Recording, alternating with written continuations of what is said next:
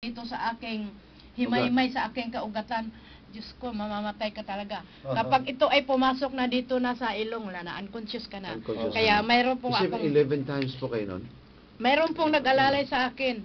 Kaya po, sabi ko nga, yung anak ko, hindi na niya nakaya nung makita niya ako. Grabe talaga kasakit. Hindi ko nga maano ba, sabi ko nga, bakit kaya Panginoon nakaya ko? Nakaya ko. Kasi mayroon after, pong dahilan. Mayroon pong dahilan. Nung Para po ma-encourage niyo rin po yung iba. Yung iba, Kasi yung iba po kasi na nakikinig ngayon, wala na o silang pag-asa eh. parang wala na. Actually may pag-asa. May Kailan pag-asa. dahil lang sa kanila pong kahinaan ng kalooban, Yeah. parang wala nang pag-asa. Ay na, mamatay na lang din ako. Hala, sige, saksakin mo na ako. O, di ba ganon? Lakas ng loob Oo, talaga at dapat. tiwala sa Diyos. Huwag kang mawalan. Kahit anong sakit kahit paano. Minsan nga, pag sugat nga lang, pag may diabetes ka, putol. Yun na eh. Ayun sa akin, cancer. Pero parang baliwala lang talaga sa akin. Pagkatapos po ng magigising ako 6 o'clock in the afternoon, gabi na, ihatid na ako ni doktor sa bahay namin. Siya pa mismo, napakabait ng aking doktor. Yung hinahatid ako sa Pwede natin bahay. pasalamatan yung doktor na yun. Di niya maririnig yung Ay, di ba? sa Maynila. Sa Maynila ba?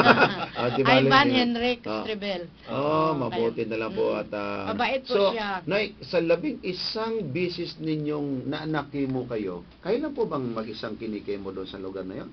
Hindi po, kami po ay 38. 38 po kaming kinikimo. At awa ng Diyos, nung nakaraang 2009, dalawa na sana kaming natitira. Pumanaw pa ang isa, bata. Bata pa. Cancer ng sa liig, yung maraming mga bukol. 7 Okay. years old. Talaga na-monitor nyo sila, ha? Kasi tama-tama nagtawag si Doc sa akin para ako po ay magpa-check up. Kasi yearly na po ang check up ko ngayon.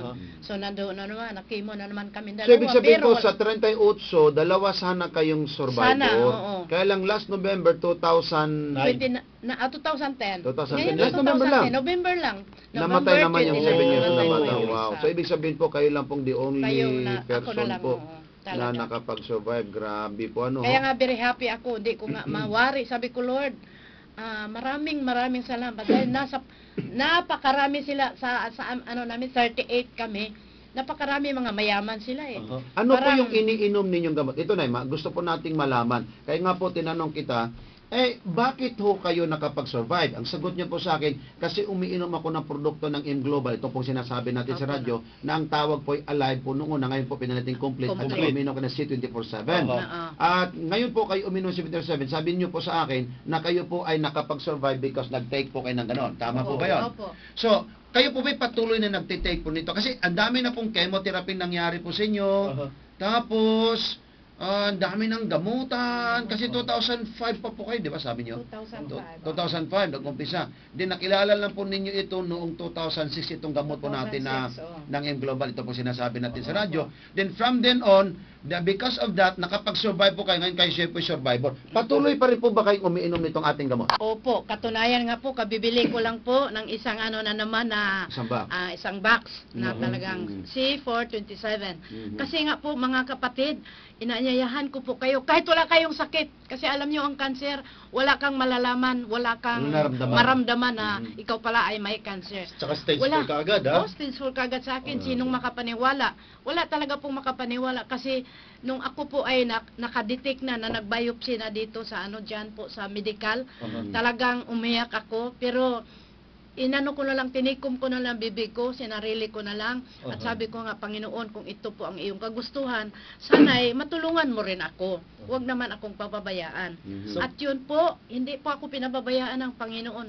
Pananalig sa Diyos, at higit sa lahat may kasama. Kahit po ubusin mo isang box na C427, kung wala kayong pananalig sa Diyos, kailangan mayroon kasi niya. instrumento lamang ng Diyos yun. yun. Opo, So, kasabayan. kailan po huli yung diagnose? Clear na ho ba talaga? Nawala na ho kayong... Clear na po, noong November 29. Okay, palakpak po tayo, ha? Survivor na talaga, partner. Survivor na Wala po na talaga talaga siya. bahid na ano. At Wow, mayroon na galing po po. akong certification sa PGA. Wow! Na kayo po ay survivor. Survivor na. Pwede po ba nasa susunod po araw linggo, magdala ko kayo ng -1 dito, umawit kayo? Kasi hindi tayo mapapakanta, partner, no? Kahit walang -1, Okay, walang pwede -1. na rin Okay, pwede siguro Maganda kayo naman umawit eh. ngayon. Oo. Okay lang sa inyo? Ano Kahit kakatin first mo stanza yan? lang? Kahit Oh, Ay, yung sige. hiram sa Diyos na lang. Ay, hiram sa Diyos. Importante, Oh. Kahit marami nakaalam yan eh. Sige, sige. Maganda po Kahit yan. isang stanza na So, po. kasi maiksi na lang po ang ating oras na. Opo, Pero opo. sa sunod po na araw ng linggo po, mangyari po, makaparito kayo na mas magaga para Oo. bigyan po namin kayo ng sapat na panahon para po ma-encourage din po niyo ating mga kaibigan. Oo. Alam niyo mga kaibigan, ito po si Nanay Pinky po.